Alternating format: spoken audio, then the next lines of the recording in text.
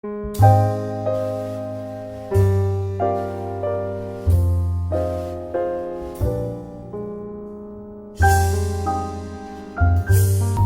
thank you for that. Councillor McPherson, we're all sorted now. And would you like to speak to your motion? No, I wouldn't. I think there's been far too much speaking already. I said there was too many people talking at once. Madam Chair, can I just have one more question? I just want to clarify before I make a decision. Sure.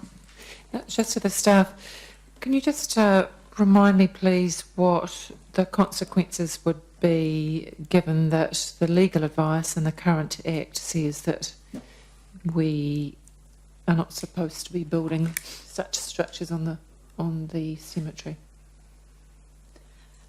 If I can, through the chair, I think the discussion has identified that we've, within this recommendation, have identified an option to construct.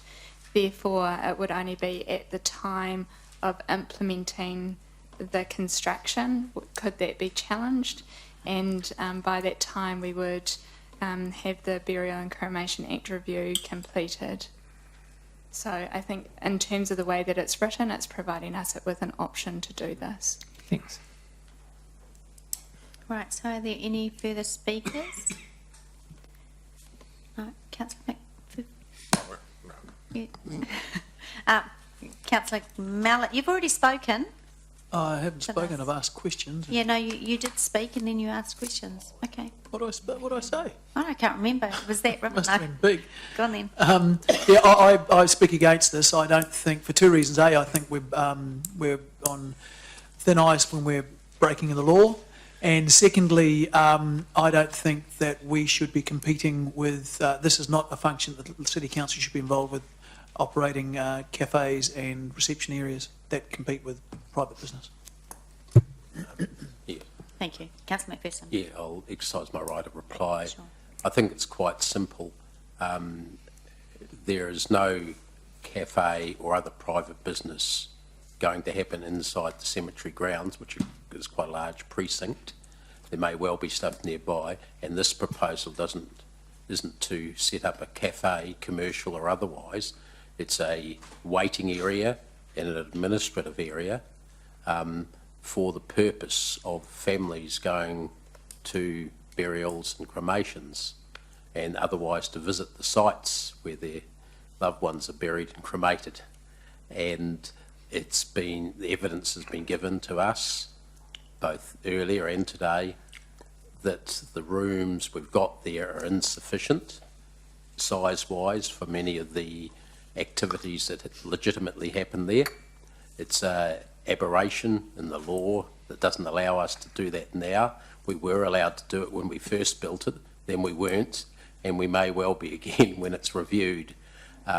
This simply expresses our intention, should we be allowed in future to, and should we decide it's a priority in terms of funding, to actually construct something like this. It's not competition with the private sector. In fact, the private sector, in terms of use of the cemetery, makes use of the cemetery. In fact, they require it, we've been told in submissions. So it's actually a complementary public-private partnership. All the private funeral directors in the vicinity and way up to Thames, as we know, have a relationship with us at the cemetery there. So I don't think we're cutting across anyone else's business. In fact, I'm not sure that families would want to have a cup of tea and coffee and scone at the site, but they might well want to be out of the weather and be able to sit down for a quiet while before moving on to somewhere where they may well have a function, a wake, a reception, whatever, afterwards, and that would be somewhere outside the cemetery. This is not that. So I don't see any issues with this. It's not illegal in fact, there's question on the legal advice. It certainly doesn't ban this, it doesn't mention this, in fact. So, I mean, I would say the legal advice may not be right anyway, but let's say it is right. It would only stop us doing it under the current Act if we chose to build it. We haven't allocated any money in the 10-year plan, which means for the next 3 years, there won't be any spending able to be done on this anyway. So it merely allows for the future intention to be met should we decide in future to fund it. Thank you. Right, I'm going to put that to the vote. Once he's exercised his right of reply, there are no further speakers. He's exercised his right of reply, sorry, there are no further speakers. So I'm going to put that to the vote. All those in favour, raise your hands. Any against?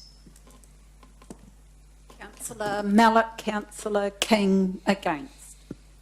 That's been carried, thank you.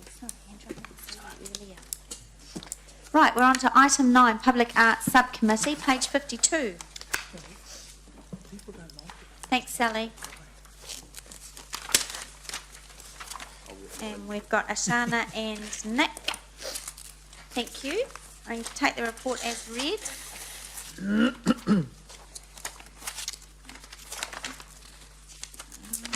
And this is to approve the formation of a subcommittee and determine its quorum and also agree on the draft terms of reference.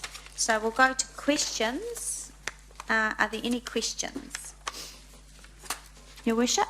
It's probably not a question, but I was actually going to move a resolution excluding the terms of reference, and if you could just allow me a moment. Sure. Having now reviewed again the plan that we signed off on, this development guide, I don't think the terms of reference actually reflect what's in that. In fact, they expand out what's in that. So I don't think the terms of reference have actually captured what is in this development guide, and I'm not sure why. And secondly, it's not in the format of our other terms of reference, and I think it needs to be. So I don't actually think that it's, in its current presentation, satisfactory. And when I look at the public art development process, it's really quite specific what the subcommittee is supposed to do. And many of the things listed under terms of reference on page 54 aren't actually in this guideline. So if there aren't any other questions, I was going to move that on page 53 that the amendment to the development guide appendix 3, which is C, be approved, and that the terms of reference and appointment of the members come back to the next strategy and policy meeting, picking up some corrections that need to be done in that terms of reference. And could I suggest, Chair, that you could perhaps just work with those that are doing this and just, make sure that that's right. I just think that the terms of reference have been drafted well beyond what it says in the guideline. Okay, thank you. So if there's a second, I was going to move that. So we can get that motion up on the board now, If there's a second, Yeah. there may not be. just so we can see. And while we're doing that, Councillor Gallagher? I just second it. Okay, great, yep. Do we have any other questions on the report? Councillor Yeah. Forsyth? I'm not sure about the detail of the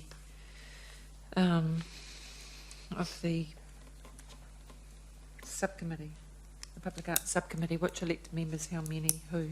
So I think with the mayor's motion, it will come back anyway, so. And the terms yeah, of reference. Yeah, can we get that up, Jude? I think that's my point. Yeah, it is, yeah. Also, there's reference to the development, The fund? yes. Yeah. What is it and where is it and how much is it? I don't have a sense of that either. Will that be covered in the terms of reference too? Through the chair, the Public Arts Support Fund is currently budgeted for 2015-2016 as $30,000. And this is a fund that previous allocations have been made by this committee, by the Strategy and Policy Committee. So under the proposed terms of reference, it would be that the Public Arts Subcommittee would have the power to act on allocations of funding from that fund. Yeah, in essence, if I can, at the last, I think it was the last strategy, the 26th of May Strategy and Policy Committee, we signed off on staff coming back with an idea of what a subcommittee for public art would look like, and in the terms of reference for that, and that was to help. Feedback from the public arts sector was to help just not expedite, but to help a smoother process through, I guess, the middle chunk of the whole public art process that we have people go through. So it would come to, in my head, this is how I think it is, comes to strategy and policy for the first critical step, which is whether this council wants to allow that particular group to use that particular site in the city. Then, if this went through, it goes to the subcommittee to help them through steps 2 and 3. And then I think it would come back to either this committee, or does it then, well, those terms of reference need to be sorted. But I think it's just the initial sign-off, isn't it? Site and project. The critical elements come to the committee, the rest would be dealt with the subcommittee. Under the process that was signed off on the 26th of May meeting, Yeah. it had that there would be a subcommittee that would approve the artworks at stage 1 and stage 2, which is the site and then the concept. Okay, all right. So yeah, a bit of confusion there. So Your Worship, is that your motion?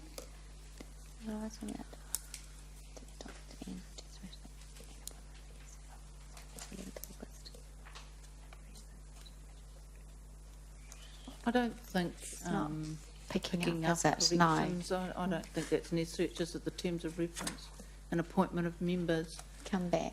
come back to the 11 August 2015 meeting. That's all. Yep, No, sorry, that's an undo. yep, Yeah, that's it. yep. Yep, good. So that's been moved by Her Worship, seconded by Councillor Gallagher. Can you just take that bit? Yeah, thanks. Yep, thanks. Great. Can I just finish off my Sure. questioning about Yep. that, the fund, the Public Arts Support Fund, 30,000 that you're talking about, is that a separate fund, or does that come from the public? Because I know we have an existing public art fund, I think it's 80,000 or thereabouts. No. That is a separate fund. So the 30,000 is called the Public Art Maintenance Fund. Sorry. Okay. Previous years it has been a higher amount, so in previous it has been 80, and then the last financial year it was 50. Yes. And then this financial year that's just started, it's 30,000. And we've just renamed it. It's been changed to avoid confusion because we do have a maintenance budget as well. Great, thank you. Right, any further questions? No? Yeah, Your Worship, would you like to speak on that? No, I don't need to. No. Councillor Gallagher, would you like to speak as a seconder? No. Any further speakers? I'll put that to the vote. All those in favour? Aye. Any against? Right, that's carried. Thank you. Right, next item, draft Hamilton alcohol control bylaws on page 56, item 10. Hello. You can take the report as read. Can I just say, this gives you a really sore back, doesn't it, leaning so? Does anyone else find that? Pull your chair You can't pull your chair, and I'm sorry, but because the handles hit the thing, if huh? I sit up straight, you can barely hear me. Record that, please. It's driving me crazy. Sore backs make you very grumpy, don't they? Right, so you can take the report as read. Are there any questions? Yes, Councillor Forsyth. thank you.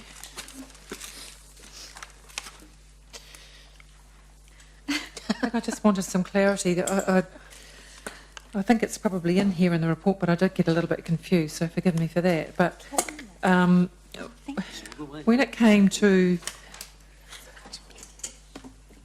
the point 33, that the cap number of machines per venue,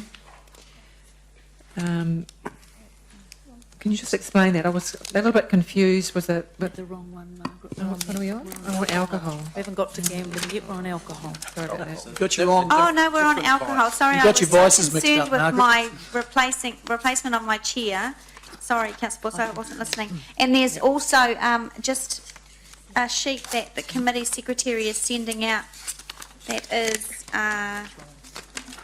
replacement of page 67. The printer didn't print everything. On page 67, it starts at clause 10, the changes. Now, I did ask committee also that we have a tracked Thank you.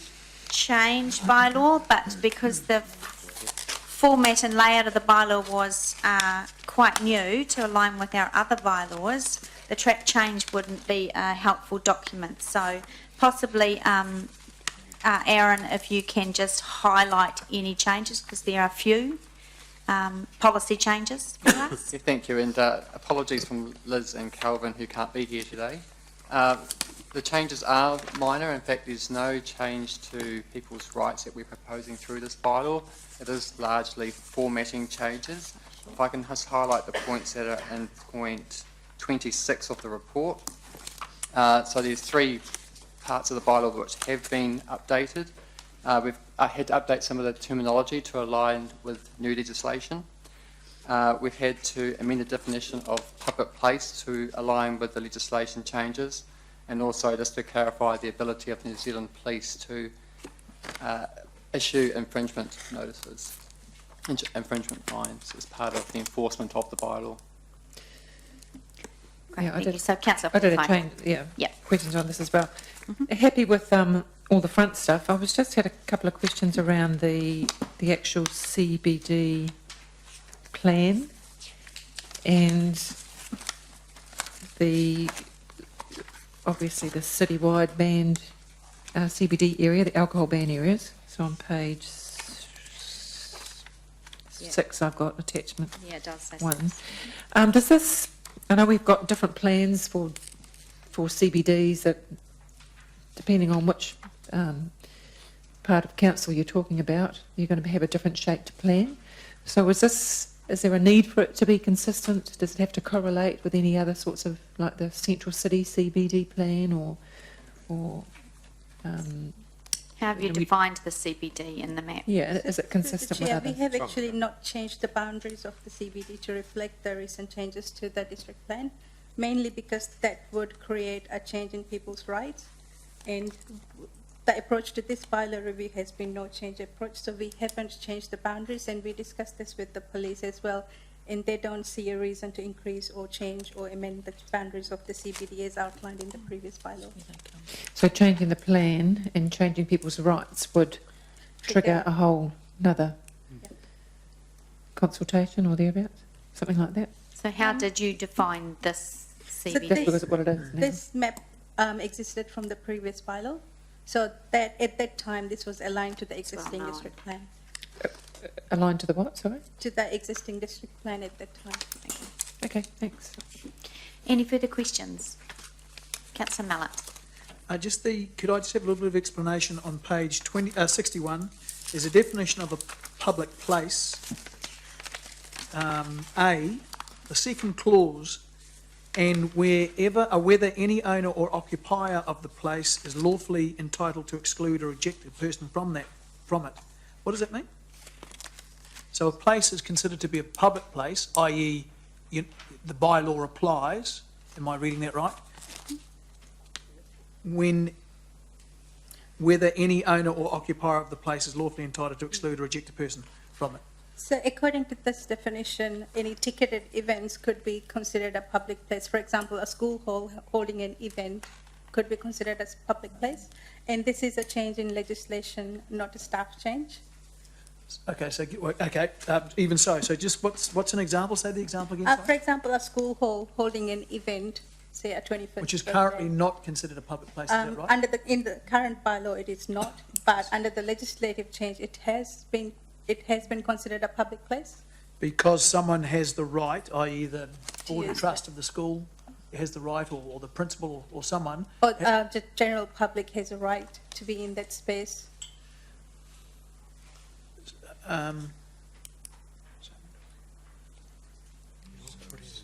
So if someone,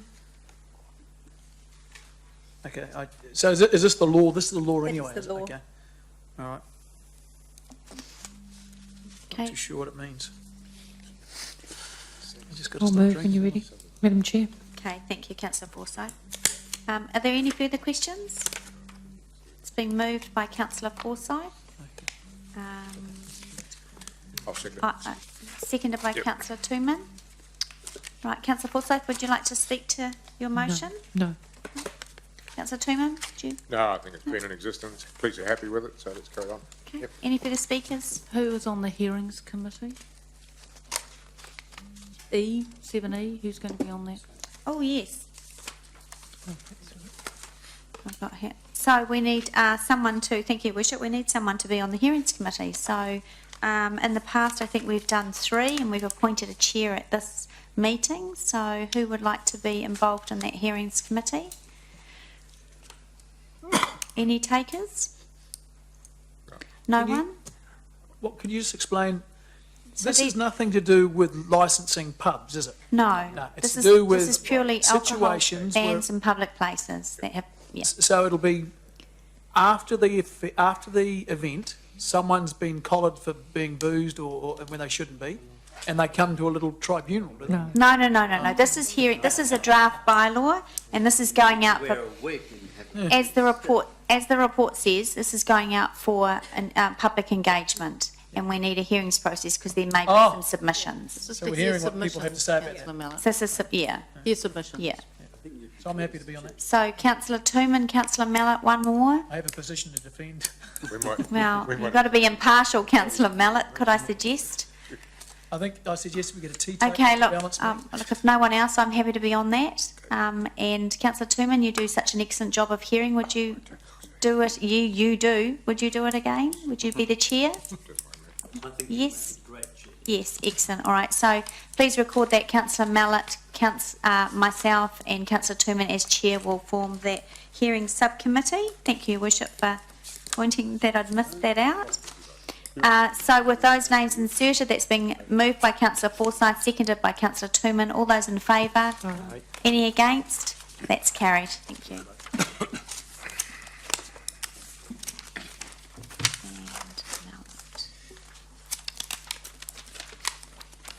Right, we're on to item 11, gambling policies review, page 68.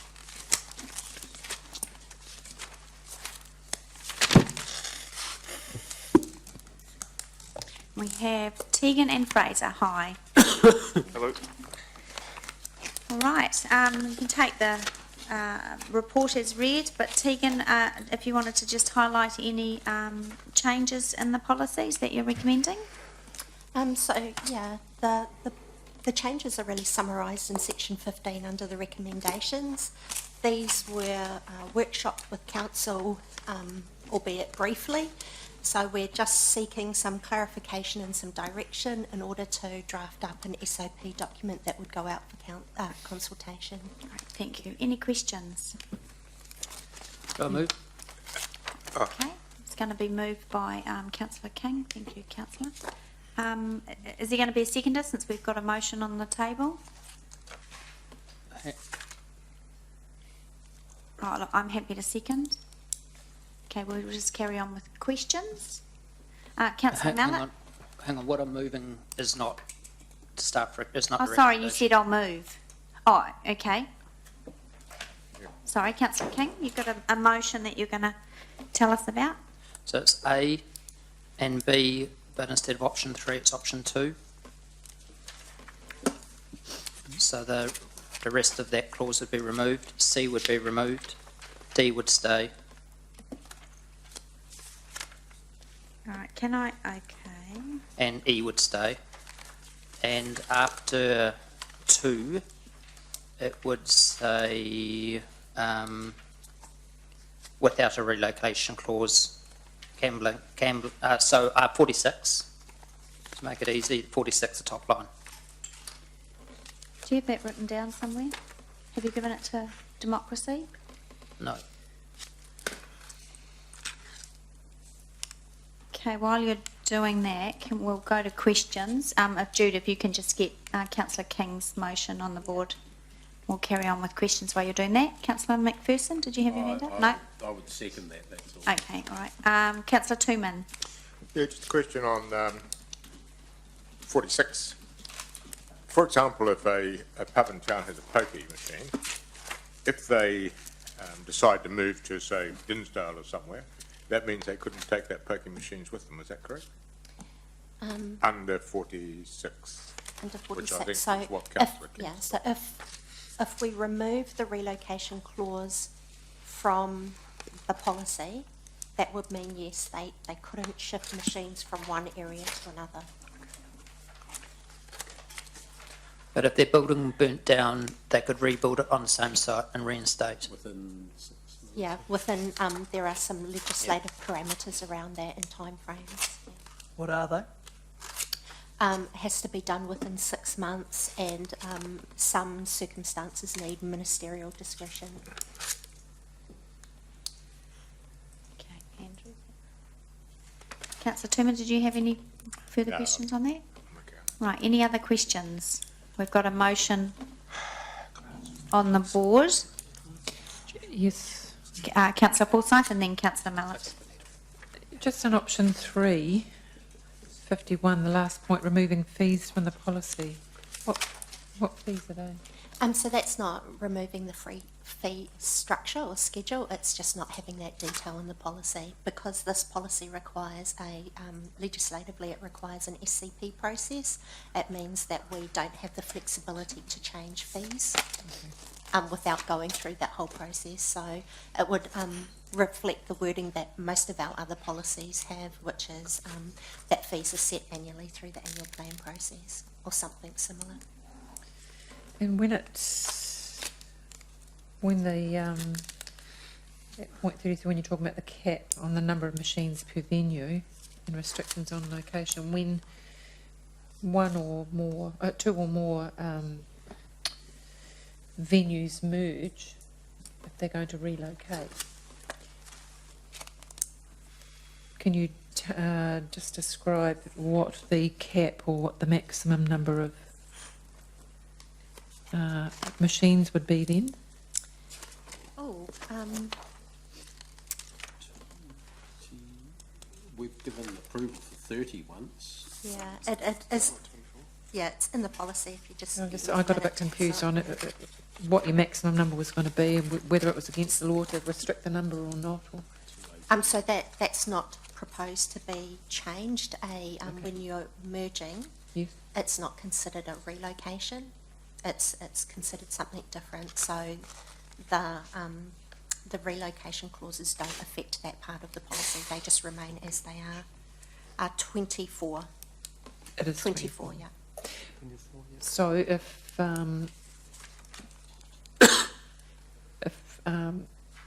two clubs or whatever it is merge, but they come to an existing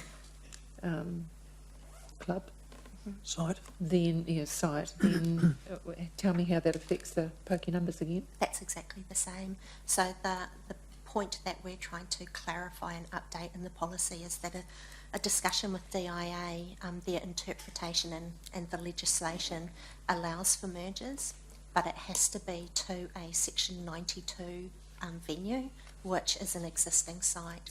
So we had previously thought that two clubs could merge to a brand new site. Yeah. Under the policy or under the legislation, they can't do that as of right. What they can do is merge to an existing site. And take all their machines with them? Yeah. Yeah, okay. So to go to a new site, what would they have to do to get that over the line then? That requires ministerial discretion. That's not within the policy realm. That gets elevated to somewhere else. And that's in the legislation? That's correct. Councillor Mallett?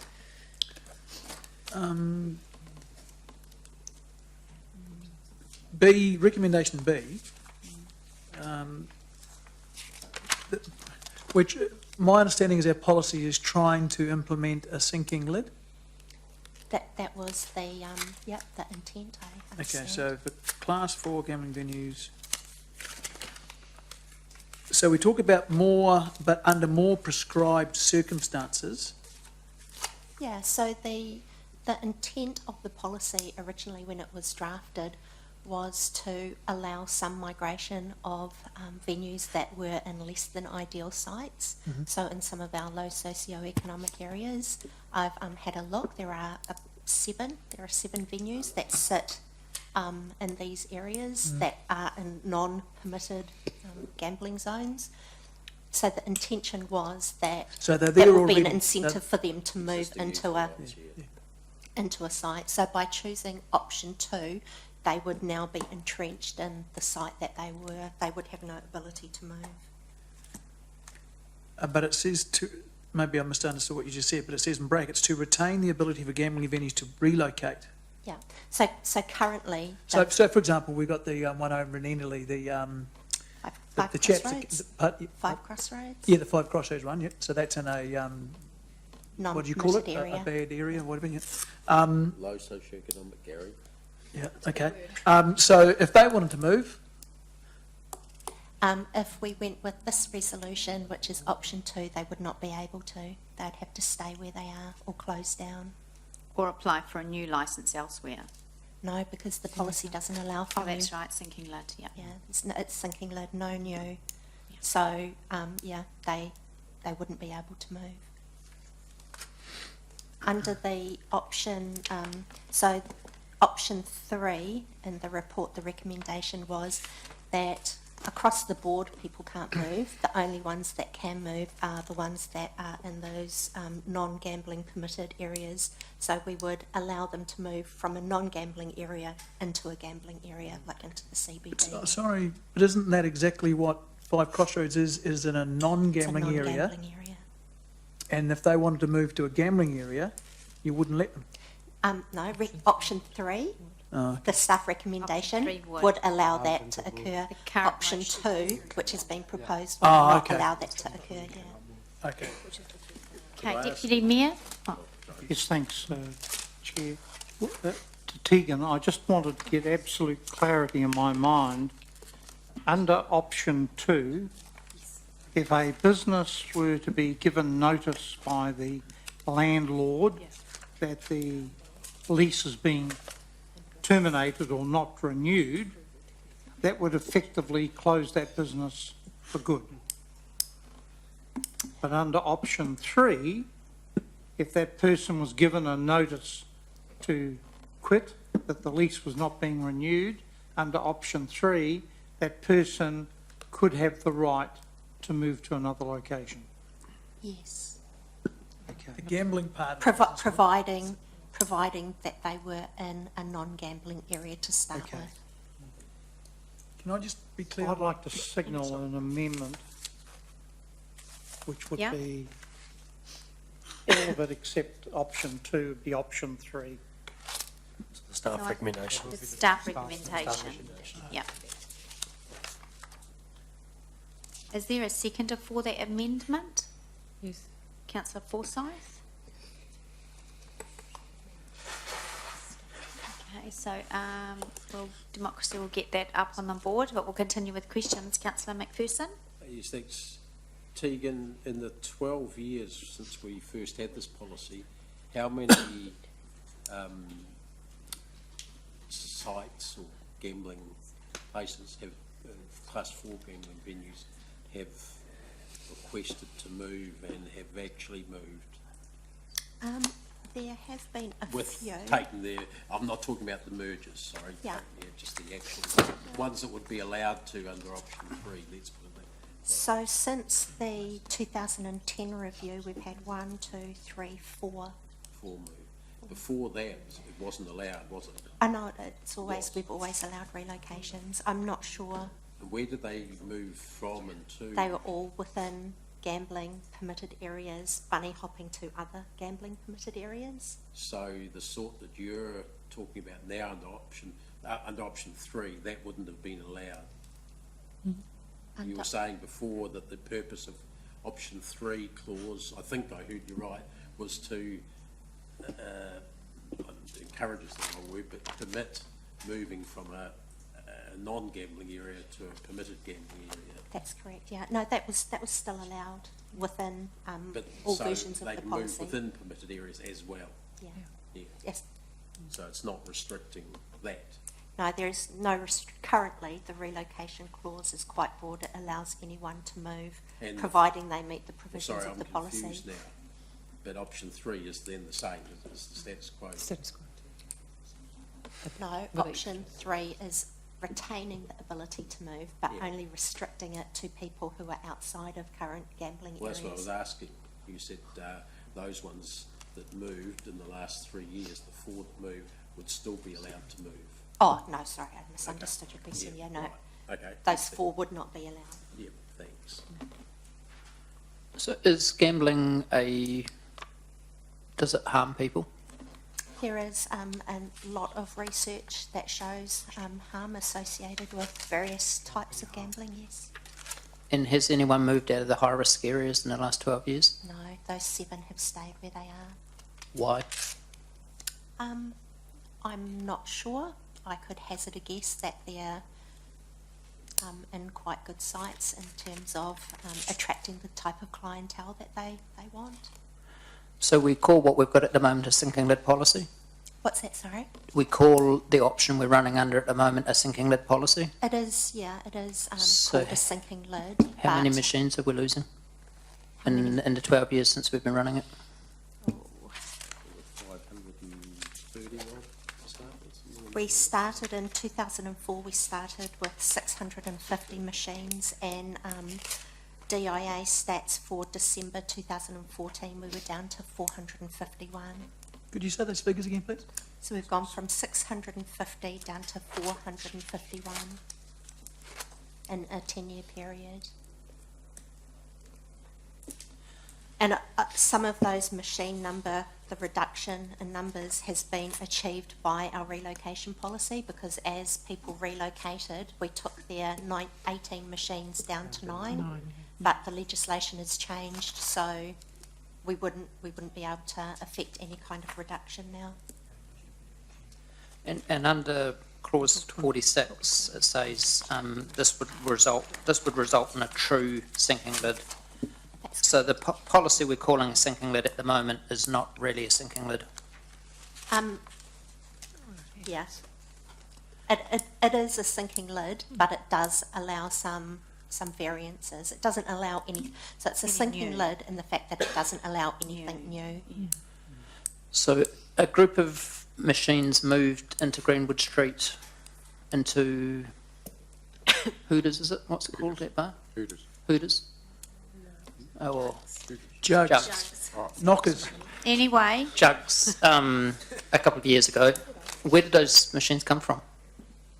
I'm they were not relocated. entirely sure on that one. We'd need to look at the application.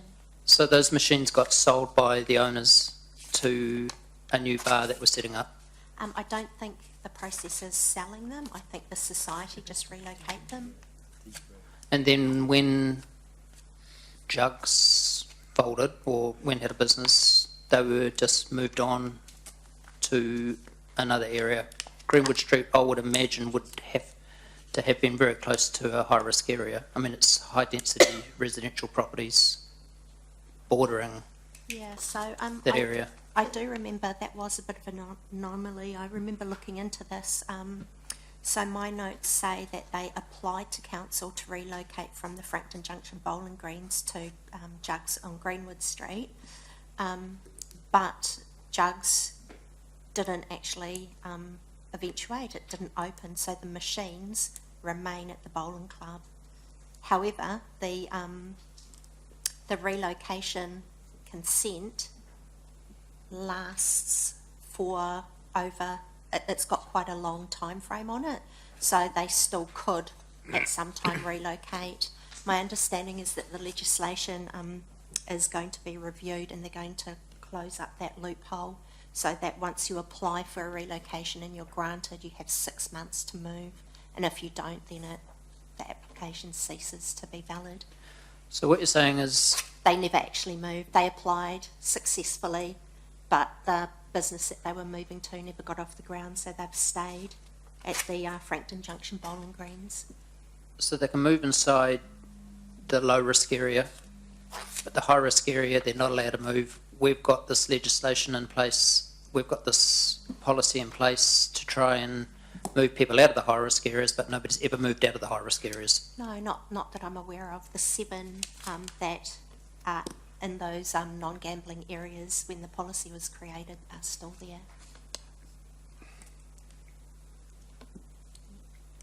So the policy isn't doing what it's intended to do anyway. It hasn't in the past, no. Thank you. Okay, Councillor, Deputy Mayor, I've got Councillor Mallett and then I'll come back to you, Deputy Mayor. So according to your figures, the number of machines has dropped from 615 to 451, which is a net drop of 164, which is 26%. So that's a So that sinking was lead. No, 650. so it's more than that. Yeah. Okay, sorry. Just Okay, so it's 700. more like a third. Almost a third of the machines have gone. And you're saying it's not a sinking lid. No, And over that I time, am saying it is. and over the time, our population would have grown significantly. No, I did say it is a sinking lid. The policy talks about it being a sinking lid. But on what grounds then do you agree with Andrew when he says it's not working? It is dropping the number of machines significantly. Oh, I didn't say it wasn't working. I just said the relocation clause allows for a business to kind of like close in one spot and move to somewhere else, so they retain their rights. If it was a true sinking lid, if they closed under option 2, then those machines would all be taken away. So we've achieved a lot of those reductions through allowing relocation, where they have start off with 18 machines or sometimes more. They relocate under our policy, they're only allowed 9, so they lose 9 as they move. But So it is- that's not possible now because No. it doesn't, so there won't be any more of that. That's right, yeah. Deputy, And the machines that are, in the example you've given, for example, the machines that are at the bowling club, how many, do you know how many there are there? No, I don't, sorry. Maybe 14 or 12 or something. 12. 12, so So under presumably they're being used there and generating money for some, for grassroots trust or Lion Foundation or, They go for their own club. so that the bowling club benefits from that, does it? Okay. Deputy Mayor? Yes, thanks. Just another question through you, Chair, to Tegan. I'm looking at 51 on page 71. In terms of merger of clubs, and the merger must be to one of the existing club venues. Can you just remind me what the situation would be if 2 or even 3 clubs, and still the potential for this to happen, decided to merge, but they wanted to rebuild on a new site? So at the moment, can they do that, or is that going to be prohibited? Council doesn't have the mandate to make that decision. The legislation only allows us to approve a merger to an existing site. So 2 clubs moving to one of either sites, or 3 clubs moving to an existing site. It is possible, I understand, but you need to follow the process set out in the legislation, and that's ministerial discretion to do that. I was just thinking of 3 unsuitable sites to get a better outcome, but they could actually make application to have that reviewed. Yes. Okay. Right, are there any further questions? Councillor Forsyth? Yeah, just a couple. Are we, at the same time, are we going through the policy? Yes, it's all We are. together, yep. So on page 80, then under 5.9.2, there's, under process, there's reference to the Statutory Management Committee, which doesn't Margaret, exist. could you say that again? Yeah, I was just going to Page say, sorry, 80. I can't hear. Page 80, Yeah. under 5.9.2, process, second bullet point refers to the Statutory Management Committee, which doesn't exist anymore, so you'd need... And so that's picked up in the recommendation 15C. that council support the general updating, including simplifying the layout, language of the policy, Okay. those sorts of things. There's a number of things like that that need tidying up. And so that will come back to the August strategy and policy with track changes. That's the proposal. Great. Councillor Forsyth, any? Yeah. The key is the policies attached, not modified at this stage. Are they? No, just for the The information. existing policies. Yeah. Okay, well, I don't know how relevant the next question is, but I'm sure you let me know then. So when it comes to locating gambling sites next to schools, or with the front entrance next to school, I'm just referring back to the policy. Some of these maps here, I see the one in Hamilton East on page 86, looks like a permitted area is on the corner of Beale and Grey. Sorry, what page is that? Oh, it's page 86, Thanks. the corner of Beale and Grey. So that's just up the road from either Marion School or Boys High. So presumably those areas there meet the policy requirements. They're not located too close to a school. That's correct, yeah.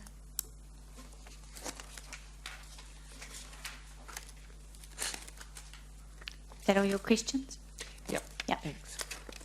All right, so we have got a motion and an amendment, so we're going to deal with the amendment first. You can, if we go to speaking, you can speak to both. I think they are fairly similar, although fundamentally different. So I'm going to go to the, so who gets to speak first? The mover of the amendment. Is that correct? Democracy? When you've got an amendment, the mover of amendment gets to speak first? The motion, yeah. Okay. So, and that is Councillor King. Would you like to speak first, Councillor King? Yeah, reports show that gambling does bring harm, particularly to families. Justifying poker machines being on sites to bring income in for clubs or for sports, in my opinion, is like justifying blood money. Justifying something that's bad to make something good. It's just not how it should work. Hamilton should be a family-friendly city. The public understood years ago when the policy came in that it would be a true sinking lid policy, and it wasn't what went through in the end. This is our chance to change that, to bring in a true sinking lid policy. It's not going to affect anybody who owns a business, who stays in that business, who takes out a long-term lease or buys the building. They're protected, and that's just good business, and they'll stay there. And interestingly, all of our high-risk sites, none of them have shut down or moved on since this policy was in place, because I would propose they are the biggest earners in the city.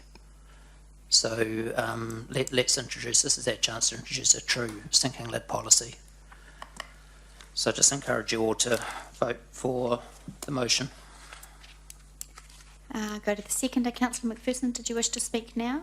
I think this is when the Oh, sorry. amendments move, Yes. and then I'll just jump in somewhere in the queue. Oh, okay. All right. The amendments mover. Well, okay, I'll just open up the floor, actually, because the amendments mover is Deputy Mayor. Would you like to speak next? Yes, thank you, Chair. Fundamentally, Councillor King and I are on the same song sheet. However, we're arguing between option 2 and option 3.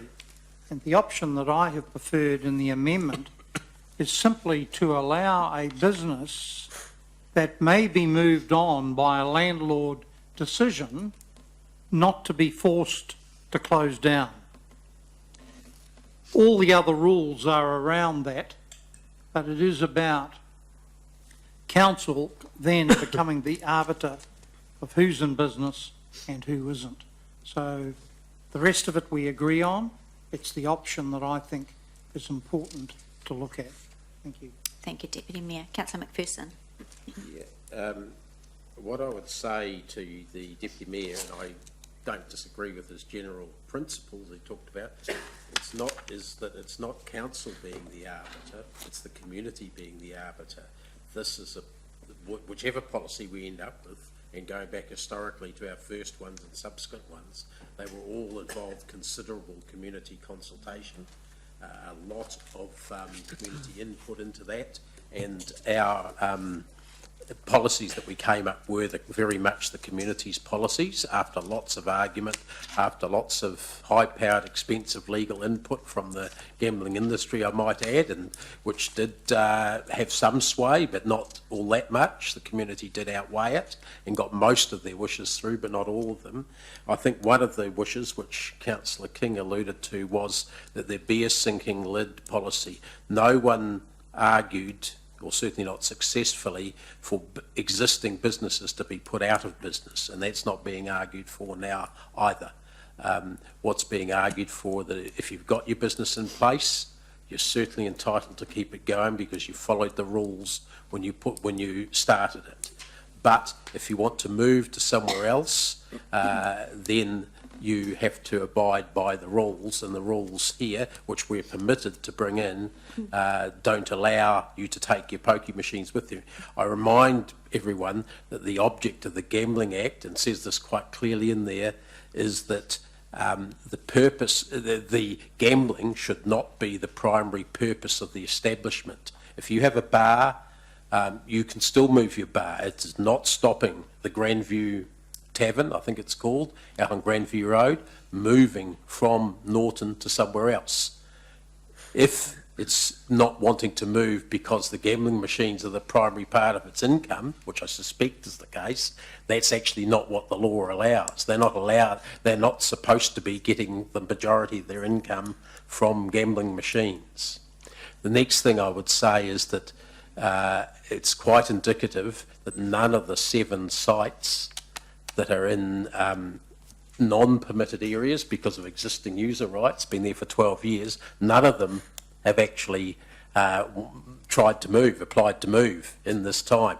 The only ones that have moved under our previous policy, the sort of close to status quo that option 3 is, have been ones moving within permitted sites to other permitted sites. So we haven't had that effect of allowing these sites like the Grandview Tavern to move to better precincts. It hasn't had that effect at all. Unfortunately, I think there would have been a lot more weight to option 3 if that had been what had been happening, and we could have continued to move some of them out of the more dangerous spots, or the ones that cause more problems for the community. Another thing that I would say is that I don't think there are going to be many landlords in this city, in this economic climate, that are going to be moving their pokie bar tenants on. Those are very lucrative sites. There's a guaranteed income from the rental on the machines that the pub or bar receives and can pay their lease to the landlord with. I don't think there's very many around the country that have actually got into trouble with not being able to afford their rent. I think any landlord in their right mind would do all they could to keep a pokie bar as their tenant, because it's just about a guaranteed source of income for as long as the pokie machines are there, the way things have worked out. I think Andrew is right. The community does expect a sinking lid. It does expect these machines to gradually phase out.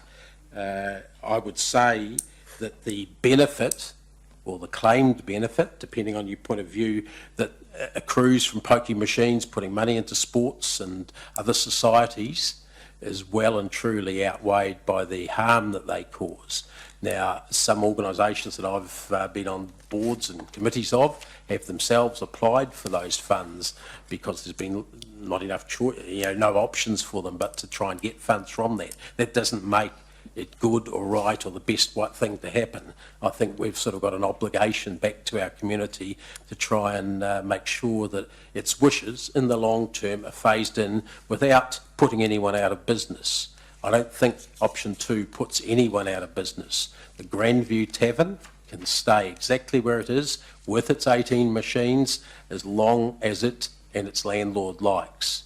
It's not the council or even the community that are going to put them out of business. It'll be entirely commercial considerations on their part. Sure, they're not allowed to move, but I don't think they want to move either in any of those places, and I think the facts show that. Thank you, Councillor. Councillor Mallett. Thank you. Some people drink too much, some people eat too much, and some people gamble too much. Some people do all- There's a limit to which an authority like us has any right to try and influence those things. We should try and minimise harm, but I think we're starting to dabble in areas where we have no expertise, and we have, we're trampling on other people's individual choices. To say that the sinking lid policy is not working when 30% of the thing you're trying to reduce has occurred over the last 10 years, I mean, is simply wrong. That the sinking lid is working. Sorry, It point of reduces- order, Gary. Madam Chair, I did not say the sinking lid wasn't working. I said it wasn't working in terms of moving on the 7 sites in the low socioeconomic areas. I was quite specific only to them, Gary. You did, yeah. Okay, so what we've got is the number of machines in the city, according to Tagan, has dropped from 650 to 451. That's a drop of 199, which is 30%, which is a significant sinking lid. The issues about whether or not my understanding is you're not allowed to make money out of pokie machines. You make money out of pokie machines because the people who own the machines, which are generally charities, are paying you a rent for having the machine there. And that rental may or may not be significant. It's supposed to be a recovery of costs and no more. Now, you can argue whether that's accurate. But I don't think we should be making decisions upon whether people are allowed to move their businesses or not, when the only issue that's at stake here is the fact that some poker machines are moving. If someone's, as Gordon says, someone's landlord decides to change the use of the building, if someone's building becomes too old or too dilapidated, and to say that that means we can reduce the number of poker machines, which may quite likely help that business pay its rent or pay a small contribution towards its operating costs. I don't think that's a situation we should ever put ourselves in as being the grand lords over that. So I support as close as we can to the existing policy, and I don't think we should become any more stringent than we are. And over time, these things will change. Thank you, Councillor Mallett. Any further speakers? Okay, so we've got an amendment up on the board. That's being moved by Deputy Mayor, seconded by Councillor Forsyth. Can we get it all on there? Yep. So I'm going to put that to the vote. All those in favour for the amendment, please raise your hands.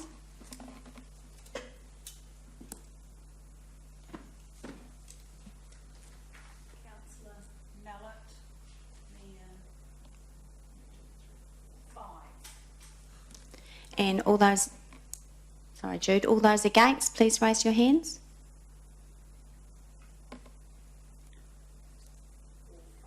And Councillor King, 6.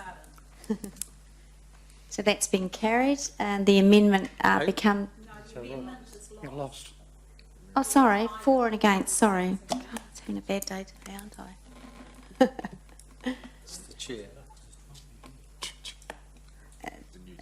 Yeah, that's So the 11 amendment- votes. Okay, we'll do that again. It was 6 all, because Jude, you didn't count Angela in the first time. Did you not count me?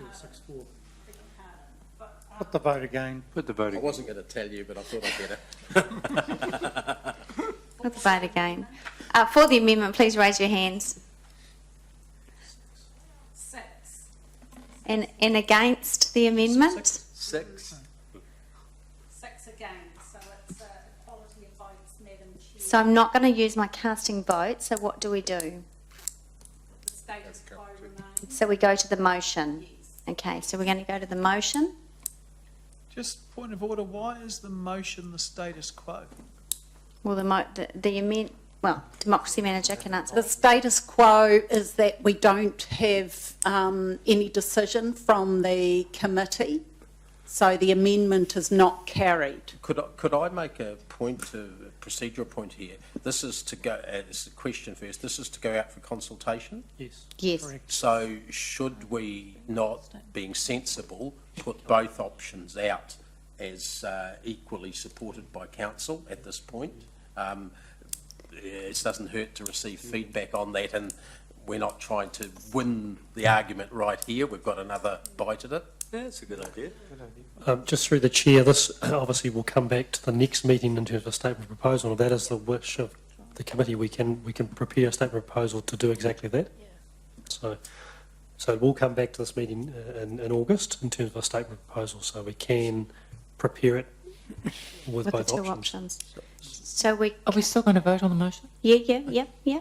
So So we have a motion, so we have a motion on the board sorry, Councillor Gallagher, to move forward with that one democracy manager. Would we need another amendment? yes, To put two options. To put two options in the statement of proposal? Yes, So Madam that, Chair. that would, with some guidance, that is people who've not spoken and not... Yes, yep. And not moved. So I'm going to move the two Okay. options as a further amendment. Thank you, I'll second.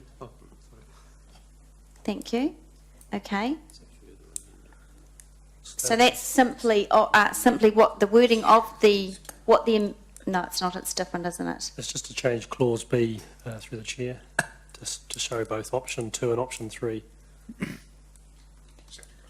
Yeah. So the amendment is the original resolution, which is a staff recommendation, but that it includes going out with two options. Angela, can I just ask a question? So are we saying that we will go to public consultation with both two options? Yeah. But does that, you just got to be a bit careful, because if you go with one option, people will challenge all sides of it. But if you go out with two options, people will go A or B, and they stop thinking, well, I think they'll stop thinking other things. I think, Madam Chair, if I may, it would be useful if our CEO would you just clarify the process here, because basically you go out like we went out with a capital rating option and it was clear then people could oppose. In this case, we're giving two choices, if you like, or two sort of preferences. I think that roughly reflects at this moment of time the numbers on council that seem evenly divided Yeah, somewhat. I think it's So I just want to know good way that to general manager, the legal, the general parameters of that, because you're taking out a formal proposal. Is there any complication in that? Claire? No, I think we can craft it in a way that it says there are two options available here to council and outline them, and we're seeking the public's opinions on that before council makes a final decision. It's certainly a practice that's been used before. So that's going to be the amendment. I just wonder if I go to the mover of the original motion, whether you would be happy, Deputy Mayor, to actually include that. Councillor King moved the original motion. I moved the Oh, amendment. sorry, that's right, you're in the amendment. Yeah, okay. You can still go to the mover. No, it's good. Madam Chair, the mover of the original motion was Councillor King, seconded by Councillor McPherson. That's right. The question, if I may, to the Getting all to the mover is that I'm surmising on the vote of the amendment Yeah. that the original motion may not be successful. Because obviously, even if you exercise your discretion not to exercise your casting vote, it lapses, does it not? And I can't does, read yeah. your mind, Madam Chair. Neither can I right now, But if you exercise your Councillor. casting vote against, we're in a zero-sum Yeah. situation. So it seems to me, to the mover, this is the potential way forward, given the Okay. division on council. So Councillor Both get up. Both Councillor options get King up. is nodding, he would be happy to include that, and Councillor McPherson as the seconder is nodding. So we can remove that amendment and include going out to consultation with both options. I think that's a really good idea. Good way forward. Yeah, put the amendment.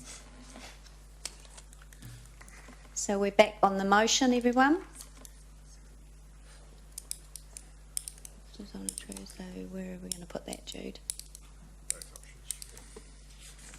Can I tidy those words up, Madam Chair, just as long as both options are included? That's correct.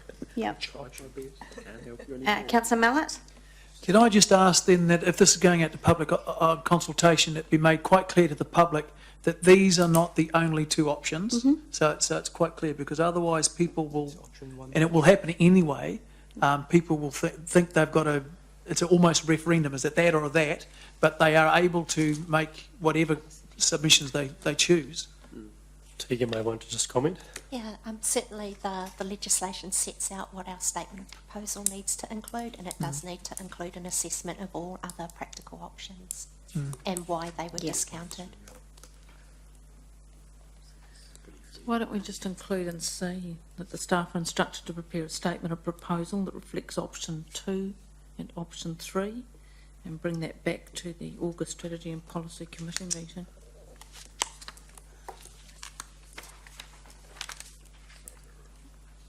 Instead of changing all that other stuff.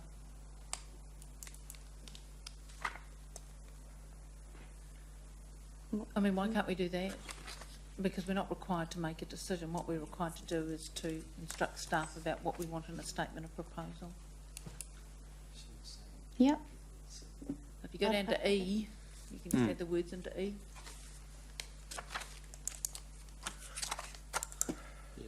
And then you don't need B. A statement of proposal reflecting options 2 and 3. And staff are instructed to prepare a statement of proposal to include options 2 and 3 to be brought back, etc., etc.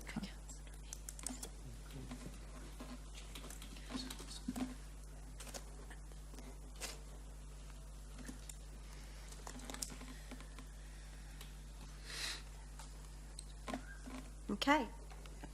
Councillor King, you happy So with then B that? comes out. Yep. That's sufficient, isn't Yeah. it? I think there was a little bit too much deleted from that E though, because there was reference to council decisions, because there's also the TAB board venues policy. No, we're leaving that one in Yeah. because B doesn't reference that. D does. C and D stay on, Tegan. Yeah, Yeah, only B but, comes out. I guess we just need a mandate that the statement of proposal reflects the decisions in C and D, as well as option 2 All right. and 3. So E just needs to include reference to C and D. Yeah. Okay. Well, can I just check with the mover and seconder, because B just had in there that council support option 2. I think it does the same You thing, still- does it not, Andrew? Okay. It does, yeah.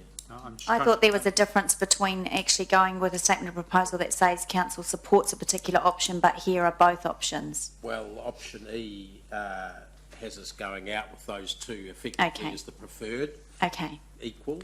All right. Okay. Yep. That's right. Right. You've got Is to get that, the are we words there right, yet? don't you? We're there, yeah. Wake up, you're in. So C becomes B. Is that all right at the end there? It would make... Really got to be in the wording, doesn't it? Yeah. I think that the brackets of include reference to C and D probably needs to be in the wording, so that staff instructors prepare a statement proposal reflecting options 2 and 3 and And the C and D. decisions. And the decisions. And the decisions made in B and B C. and C. Yep. Yep. really, we've never done that before. Yeah. No. Okay. No. Okay. Right. So A is just that. A is that the report. Okay. All right. Happy? Councillor McPherson, happy? Yeah, he's nodded. I mean, I'm happy to have that as the wording with the leave of my seconder on the basis that, in essence, that wording I think is acceptable to both the movers of the original motion and amendment. All right, Thank so you. that's the middle road in view of the numbers. Good advice, Councillor Gallagher. Okay, so I'm going to put that to the vote. All those in favour, raise your hands.